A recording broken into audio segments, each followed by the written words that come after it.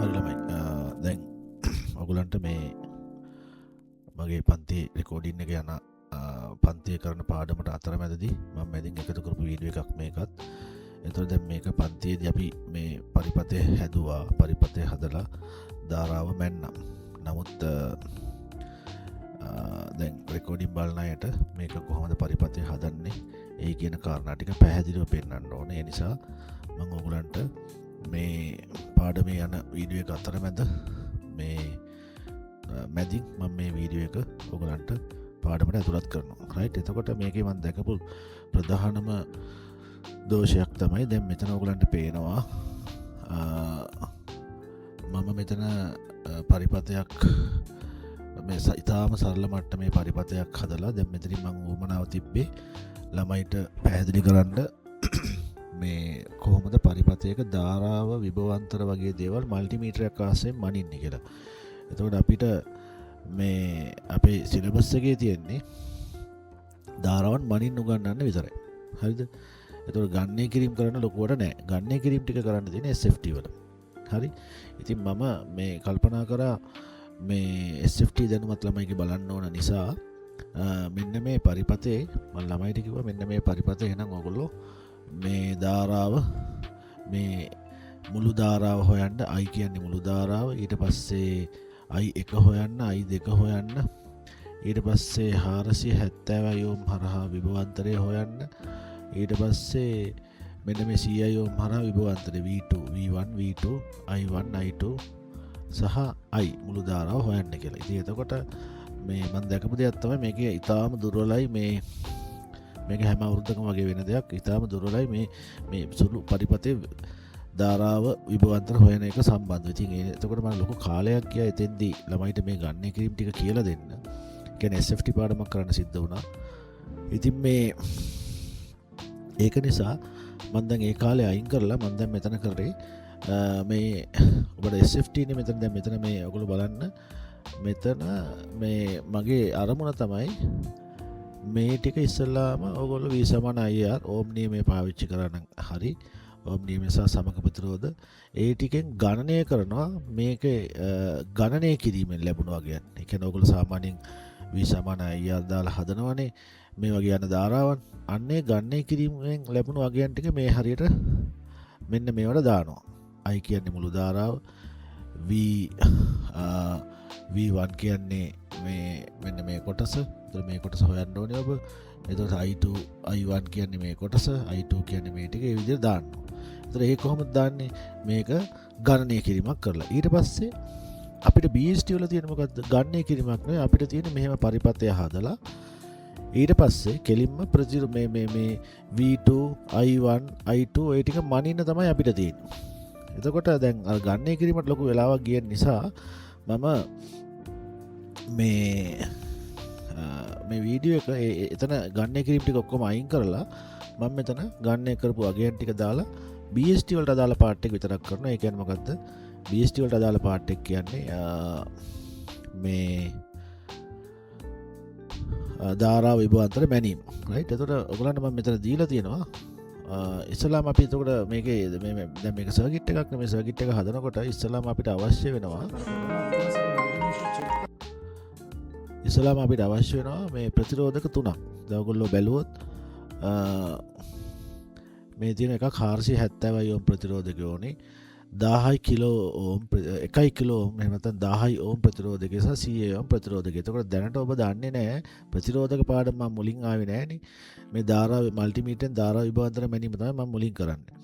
එතකොට දැනට ඔයගොල්ලෝ මේ 470 ඕම් 1 කිලෝ ඕම් මේ අර කලර් කෝඩ්ස් වලින් අඳුර ගන්න දන්නේ නැහැ. දැන් ඔබ රෙකෝඩින් බලන ළමයෙක් නම් ඔබ අනිවාර්යයෙන්ම රයිට් මේ ප්‍රතිරෝධක තුන කඩෙන් අරන් එනවා. ඊටාම සුළු ගාණක් වෙන නිසා 9 වෝල්ට් බැටරියක් අරන් එන්න ඕන. රයිට්. එතකොට ඒකල තමයි මේක කරන්න ඕන. එතකොට මීට ඊටාම සමානව තමයි විභාගෙට මේ වගේම ගණන් තමයි මේ ප්‍රැක්ටිකල් තමයි විභාගෙට එන්නේ. ඉතින් ඒතර ඔයගොල්ලෝ දැන් 470 මේ ඒවා අඳුරන්නේ නැහනේ.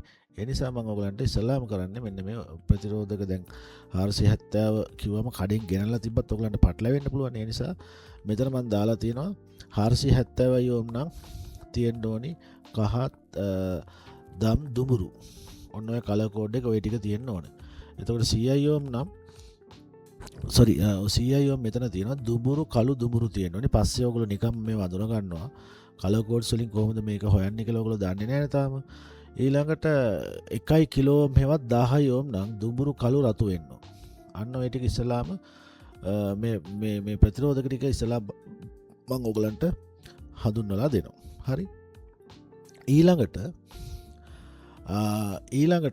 මෙන්න තියෙනවා මේ ඔය I1 I2 ගණනය කරන විදිය. දැන් මේක ඔයගොල්ලෝ ඉස්සලාම සමක ප්‍රතිරෝධය හොයාගෙන ඊට පස්සේ I මුළු ධාරාව I1 I2 ගණනය කරන විදියන් ටික මෙතන තියෙනවා.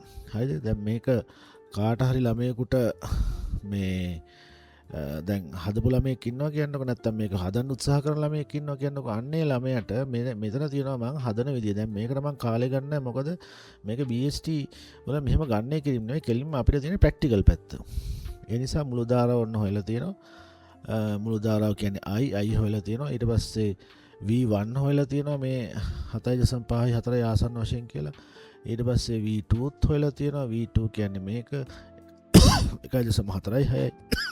ඊට පස්සේ I1 හොයලා තියෙනවා මෙන්න මේ I1 මිලි ඇම්පියර්ද 1.4යි 6යි. ඊට පස්සේ I2 හොයලා තියෙනවා. ඒතර ඔබ මේක ඕනනම් නවත්ත මේ රෙකෝඩින් එක බලලා මේක නම් මේක නවත්ත ඔයගලන්ට බලන්න පුළුවන්. රයිට් I2 දාලා තියෙනවා 14.6 මිලි ඇම්පියර්. එතකොට මේක මේ කවුරු හරි ළමෙක් SFT පාර්ට් එකක් මේක හදන්න උත්සාහ කරොත් එයාට ඒ හදපු විදිහ පෙන්වන්න තමයි මම ওই ටික දාලා තියෙන්නේ. හරි. හොඳයි. එහෙමනම් අපි දැන් සර්කිට් එක හදමු. දැන් මේ තියෙන මම ඊට පස්සේ ධාරාවන් ටික මේ ගණනය කිරීමෙන් ලැබුණු අගයන් ටික මම මෙතෙන්ට දාගෙන තියෙනවා. දැන් මේ තියෙන මොනවද එතකොට මේ මුළු ධාරාව මේ පරිපතෙන් යන කොහොම හොයාගත්ත එකක්ද ගණනය කළා මේ සමක ප්‍රතිරෝධ හොයලා ඔය විදිහට ගණනය කළා ගත්ත ටික තමයි මේ තියෙන්නේ. එතකොට මේ දැන් අපි බලමු මේක දැන් මේ අගයන්මද එන්නේ මල්ටිමීටරේ මැන්නම කියලා.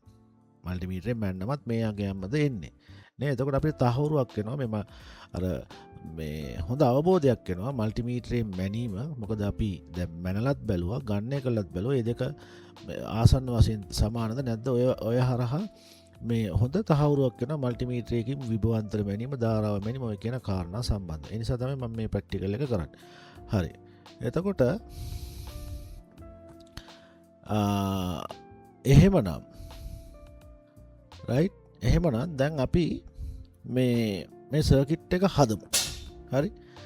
මේ සර්කිට් එක හදමු. එතකොට මම මේ සර්කිට් එක හදන්න අවශ්‍ය දේවල් ටික ගෙනල්ලා තියෙනවා. හරි. අවශ්‍ය දේවල් ටික ගෙනල්ලා තියෙනවා. එතකොට මෙන්න තියෙනවා 9 volt බැටරියක්. මේක නිකන් විශේෂිත බැටරියක්. මම මේ AliExpress හරහා ගෙන්න ගත්ත මේක charge කරන්න පුළුවන්. rechargeable එක. හරි. බැටරි ක්ලිප් එකක් ඕන. ඊට පස්සේ ප්‍රතිරෝධක තුන මෙතන තියෙනවා. හරිද? ප්‍රතිරෝධක තුන ඉස්සලා කලර් කෝඩ්ස් ටික මම පෙන්වුවානේ. කලර් කෝඩ්ස් ටික මම පෙන්වුවා. එතකොට 470 ඕම් ඊට පස්සේ CI ඕම් ඊට පස්සේ